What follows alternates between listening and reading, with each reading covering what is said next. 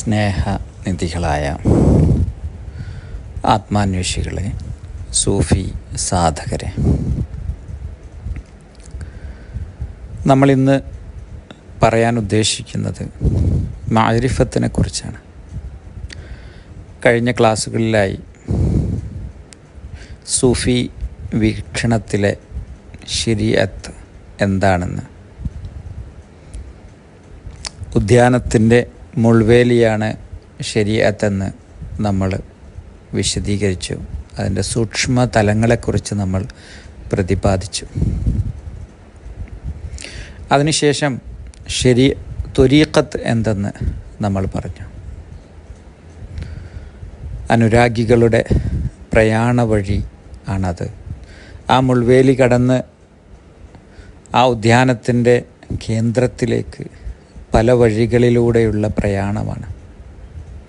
ഏത് വഴിയിലൂടെ, ഏത് ത്വരീഖിലൂടെ കടന്നു ചെന്നാലും, ആ പ്രയാണം പൂർത്തിയാക്കിയാലും ആ പരമ്പൊരുളായ പരമപ്രകാശത്തിലേക്ക് തന്നെയാണ് എല്ലാ പാതകളും കൊണ്ടെത്തിക്കുന്നതെന്ന് നമ്മൾ പറഞ്ഞു. ആ ത്വരീഖിനെ കുറിച്ച്, ആ പ്രയാണ മാർഗത്തെക്കുറിച്ച് നമ്മൾ സൂക്ഷ്മമായി വിശദീകരിച്ചു. അതിനുശേഷം എന്താണ് ഹഖീഖത്ത് എന്ന്, ആ പരമ്പൊരുൾ പ്രകാശനം, ആ ഉദ്യാന കേന്ദ്രത്തിലെ ആ ആത്മദർപ്പണത്തിൽ ദർശിക്കുന്ന പരമ്പൊരുൾ എവിടെയാണ്, എങ്ങനെയാണ് ആ ഹൃദയതലത്തിൽ പൂർണ്ണപ്രകാശനം സംഭവിക്കുന്നതെന്ന്, ആ ഇഹ്സാനിനെക്കുറിച്ച്, ആ ബോധപ്രകാശത്തെക്കുറിച്ച്, ആ പ്രബുദ്ധതയെക്കുറിച്ച്, ആ ബോധോദയ നിമിഷങ്ങളെക്കുറിച്ച്, ആ ഹഖീഖത്തിൻ്റെ അനുഭവത്തെ, ആ ഫനാവിനെ, ആ സ്വയമില്ലായ്മ സംഭവിക്കുമ്പോൾ ബാക്കിയാകുന്ന ആ പരമ്പൊരുൾ പ്രകാശത്തെ, അത് മാത്രമേ ഉള്ളൂ എന്ന ആ പൂർണ്ണ യാഥാർത്ഥ്യത്തെ, ആ സത്യപ്രകാശത്തെ നമ്മൾ ആഴത്തിൽ അനുഭവിക്കാൻ ശ്രമിച്ചു വാക്കുകളിലൂടെ. ഇതിനുശേഷം ഈ നാലാമത്തെ ഘട്ടം, ആത്മാന്വേഷികളുടെ യാത്രയിൽ പിന്നെ ഉണ്ടാകുന്ന ഈ നാലാമത്തെ ഘട്ടത്തെക്കുറിച്ചാണ് നമ്മൾ ഇന്ന് അറിയാൻ ശ്രമിക്കുന്നത്. അതാണ് മഅരിഫത്ത്. മഅരിഫത്ത് എന്ന് പറഞ്ഞാൽ ആത്മജ്ഞാനമാണ്, ആത്മജ്ഞാന പ്രകാശനമാണത്. അത് ആ പരമ്പൊരുൾ പ്രകാശനം ഉള്ളിൽ സംഭവിക്കുമ്പോൾ പിന്നീടുള്ള ആ പരമമായതിനെ അറിഞ്ഞ ആ പ്രബുദ്ധതയ്ക്ക് ശേഷമുള്ള ആ ആത്മജ്ഞാനത്തോടു കൂടിയുള്ള ആ സച്ചിദാനന്ദത്തിൻ്റെ, ആ ആത്മാനന്ദത്തിൻ്റെ, ആ പ്രണയപൂർണതയുടെ, ആ മഹബ്ബത്തിൻ്റെ, മഅരിഫത്തും മഹബ്ബത്തും ഒന്നായി മേളിക്കുന്ന ആ ജീവിത ഗതിയാണ്. ആ സ്വസ്തിയുടെ, ആ ആനന്ദമൂർച്ചയിലുള്ള സ്വസ്ഥമായ ഇരിപ്പാണ് മഅരിഫത്ത്. ആ പ്രവാഹം അത്രയും ഉള്ളിൽ അറിഞ്ഞുകൊണ്ട്, ആ ജന്നാത്തിൻ തജ്രി മിൻ തഹ്തിഹൽ അൻഹാർ എന്ന് പറയുന്നു. അവിടെ ആ ജ്ഞാനപ്രകാശം, ജന്നത്ത് എന്നത് ആ ജ്ഞാനമാണ്. ജ്ഞാനത്തിൽ നിന്നാണ് ജന്നത്ത് ഉണ്ടാകുന്നത്. ആ ആത്മജ്ഞാനത്തിൻ്റെ, ജന്നത്തിൻ്റെ ആ പ്രവാഹഗതി അതിൻ്റെ ആഴങ്ങളിലൂടെ ഒഴുകിക്കൊണ്ടേയിരിക്കുകയാണ്. ആ പ്രണയപൂർണതയുടെ ആത്മാനന്ദം, ആത്മാനുഭൂതി ഇങ്ങനെ ഒഴുകിക്കൊണ്ടേയിരിക്കുകയാണ്. അതറിയുന്ന, അതിലായിരിക്കുന്ന, ആ സ്വസ്തിയുടെ സ്വർഗത്തെ ഉള്ളിൽ അനുഭവിക്കുന്ന ആ പ്രണയത്തിൻ്റെയും ജ്ഞാനത്തിൻ്റെയും ഇരു ചിറകുകളുമായി ആ ആകാശങ്ങളിൽ പറന്നുയരുന്ന അനുഭവമാണ്, ആ അനുഭൂതിയാണ്, ആ ആനന്ദാവസ്ഥയാണ്, ആ ആത്മാനന്ദത്തെയാണ് മഅരിഫത്ത് എന്ന് പറയുന്നത്. മൻ അറഫ നഫ്സഹു ഫഖദ് അറഫ റബ്ബഹു എന്ന് പറയാറുണ്ട്. സൂഫികൾ എപ്പോഴും പറയുന്നതാണ്. ആരാണോ അവൻ്റെ സ്വത്വത്തെ അറിഞ്ഞത്, അവിടെയാണ് ആ അറിയുക എന്നത്, ആ ആത്മജ്ഞാനത്തിൽ അറിയുക എന്നതാണ് അവിടെ അറഫ എന്ന വാക്ക്. അറിഞ്ഞു, ആത്മബോധത്തിൽ അറിയുക എന്നതാണ്. ആ ആത്മബോധത്തിൽ അറിയുമ്പോൾ, ആത്മജ്ഞാനത്തിൽ അറിയുമ്പോൾ അവൻ തന്നിലെ ആ പരമമായതിനെയും അറിയുന്നു, തൻ്റെ റബ്ബിനെ അറിയുന്നു, ആ പരമാത്മസ്വരൂപത്തെ അറിയുന്നു. ഈ ജീവാത്മസ്വരൂപത്തെ അറിയുന്നവൻ ആ പരമാത്മസ്വരൂപത്തെയും അറിയുന്നു. അങ്ങനെ അറിഞ്ഞനുഭവിക്കുന്ന ആ പരമാനന്ദ അനുഭൂതിയെയാണ്, അതിലായിരിക്കുന്നതിനെയാണ്, ആ ബോധത്തോടെ അതിലവശേഷിക്കുന്നതിനെയാണ്, അതിൻ്റെ ബഖാഇനെയാണ് മഅരിഫത്ത് എന്ന് പറയുന്നത്. മഅരിഫത്തും മഹബ്ബത്തുമാണ്. സൂഫി ആധ്യാത്മ മാർഗങ്ങളിലെ മൗലാന ജലാലുദ്ദീൻ റൂമിയെ പോലെ പ്രണയ വഴിയിലൂടെ ആ ദൈവികതയെ പുണർന്നവർ മഅരിഫത്തിനെ മഹബ്ബത്തുമായിട്ട് ചേർക്കുന്നു. ഇത് രണ്ടും വേറെയല്ല. ഈ ജ്ഞാനം എന്നത് തന്നെയാണ് ദിവ്യപ്രണയമെന്നത്. ആത്മജ്ഞാനവും ദിവ്യപ്രണയവും ഒരിടത്ത് വേറെയല്ലാതാകുന്ന, ഒന്നായി അനുഭവിച്ചറിയുന്ന ആ സാക്ഷാത്കാര നിമിഷത്തിൻ്റെ ആ സ്വാസ്ഥ്യമുണ്ട്, ആ സ്വസ്തിയുടെ സ്വർഗീയതയുണ്ട്, ആ സ്വസ്തിയുടെ ജന്നത്തുണ്ട്. ആ ജ്ഞാനമാണ്, ആ ജന്നത്താണ്, ആ മഅരിഫത്താണ്, ആ മഹബ്ബത്താണ് ഈ ആത്മാനുഭൂതി, ആ ആനന്ദത്തിൻ്റെ നിമിഷങ്ങൾ. അതങ്ങനെ ഉള്ളിൽ അറിയുന്നതാണ്. ഇത് നമുക്ക് വാക്കുകളിൽ പറയാൻ ശ്രമിക്കുമ്പോഴെല്ലാം നഷ്ടമായി പോകുന്ന, ഉള്ളിൽ നിറഞ്ഞ് കവിയുന്ന ആനന്ദാനുഭവമാണ് യഥാർത്ഥത്തിൽ മഅരിഫത്ത്. ശ്രീനാരായണ ഗുരു ദൈവദശകത്തിൻ്റെ ആദ്യത്തെ ശ്ലോകത്തിൽ പറയുന്നു, അറിവിലുമേറി അറിഞ്ഞവൻ തൻ ഉരുവിലുമൊത്തു പുറത്തു മുജ്വലിക്കും, കരുവിന് കണ്ണുകൾ 5 മുള്ളടങ്ങി തെരുതര വീണു വണങ്ങിയോതിടേണം എന്ന്. അറിവിലുമേറി അറിഞ്ഞവനാണത്. ആ സാധാരണ ഇൽമിൻ്റെ സൂഫികൾ അതിനെ രണ്ടായിട്ട് പറയാറുണ്ട്, ഇൽമിനെയും മാരിഫത്തിനെയും. ആ ഇൽമിനും മീതെ, സർവ്വവിധ അറിവുകൾക്കും മീതെ ഉള്ള അറിവ് അറിയണം. ആ അറിവ്, ആത്മജ്ഞാനത്തിൻ്റെ അറിവ് സമ്പൂർണതയിൽ അനുഭവിച്ചറിയുന്നത് ഹഖീഖത്തിൻ്റെ പൊരുൾ പ്രകാശനത്തിൻ്റെ ഒപ്പമാണ്, ആ ഫനായിലാണ്.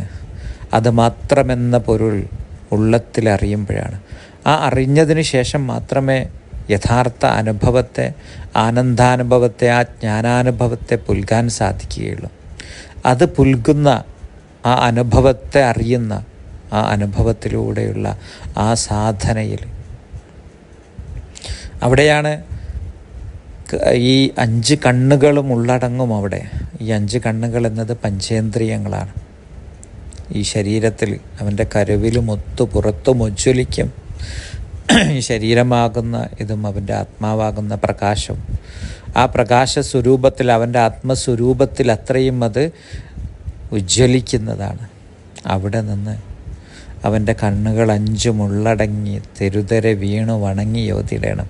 അതിനുശേഷമാണ് ആ യാത്രയുടെ, ആ പ്രബുദ്ധതയുടെ, ആ ബോധപൂർണതയുടെ ആ ആത്മാനുഭവം, ആ ഹഖീഖത്തിനെ അനുഭവിച്ച ശേഷം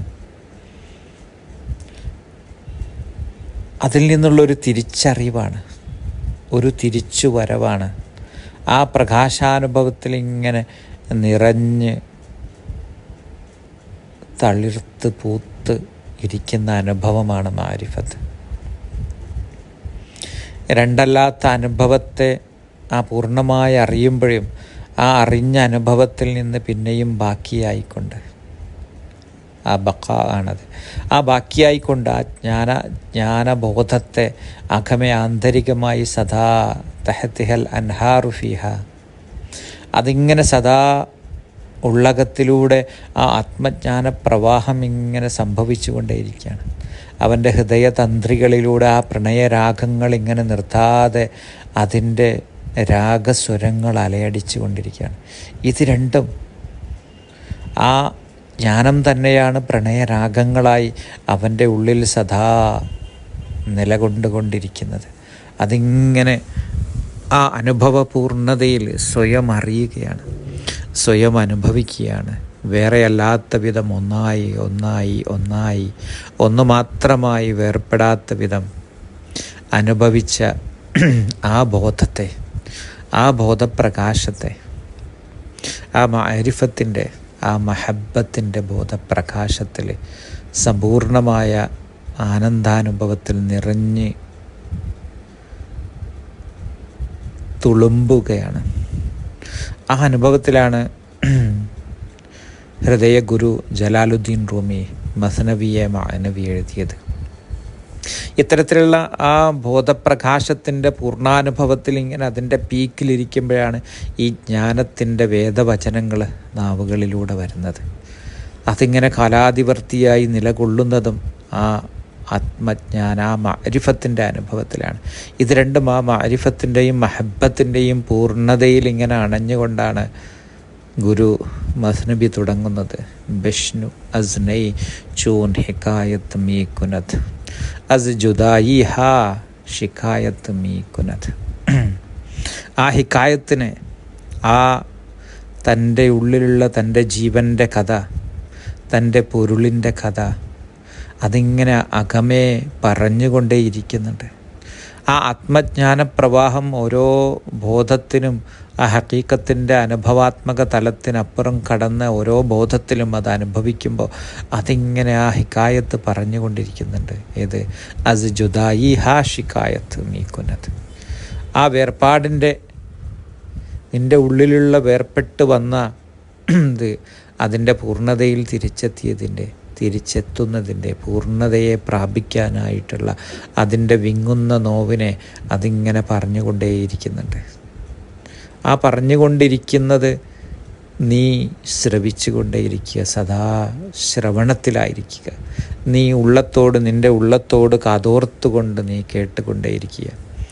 ആ കേൾവിയാണ്, ആ കേട്ടുകൊണ്ടേയിരിക്കുന്ന അനുഭവത്തെ, അതിൻ്റെ ഒരു യാത്രികനെ സംബന്ധിച്ചിടത്തോളം, ഒരു സാധകനെ സംബന്ധിച്ചിടത്തോളം അവൻ വിരഹിയായി അത് കേൾക്കുന്നു.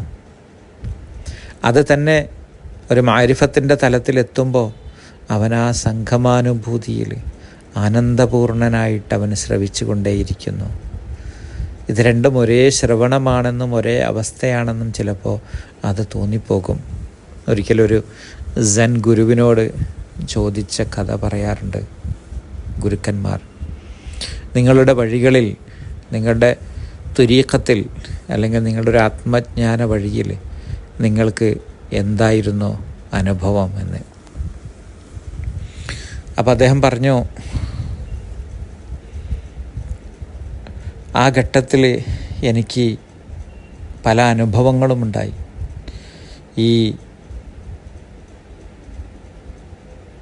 ആദ്യത്തിൽ ആ ശരീഅത്തിൻ്റെ ഘട്ടത്തിൽ ഒരു മനുഷ്യൻ ആ ശരീഅത്തിൻ്റെ ഘട്ടത്തിലൂടെ സഞ്ചരിക്കുമ്പോൾ ഈ മലകളെല്ലാം മലകളായിരുന്നു, പുഴകളെല്ലാം പുഴകളായിരുന്നു എന്നത്.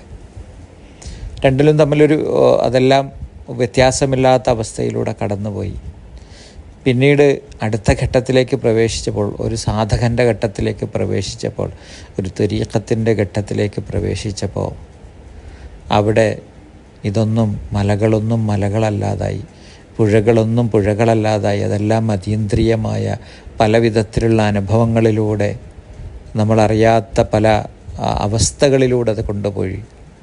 സ്റ്റേഷൻസ് ആൻഡ് സ്റ്റേജസ് എന്ന് നമ്മൾ പറഞ്ഞു. അതിൻ്റെ പല മക്കാമുകളിലൂടെ, പല അഹ്വാലുകളിലൂടെ അത് കൊണ്ടുപോകും. അതിനുശേഷം ഹഖീഖത്ത് പിന്നിട്ട് ആ മഅരിഫത്തിൻ്റെ ആ അവസ്ഥയിലേക്ക് പ്രവേശിക്കുമ്പോൾ, ആ ബോധപ്രാപ്തിയുടെ പൂർണ്ണതയിൽ അറിഞ്ഞ് പിന്നീട് ആ ബഖായിലേക്ക് തിരിച്ചെത്തുമ്പോൾ, ആ മഅരിഫത്തിൻ്റെയും മഹബ്ബത്തിൻ്റെയും അനുഭവത്തെ അറിയുമ്പോൾ അവിടെ എന്താണ് പിന്നെന്തായിരുന്നു എന്ന് ചോദിച്ചപ്പോൾ അദ്ദേഹം പറയുന്നു, അവിടെ മലകളെല്ലാം മലകളായി, പുഴകളെല്ലാം പുഴകളായി എന്ന്.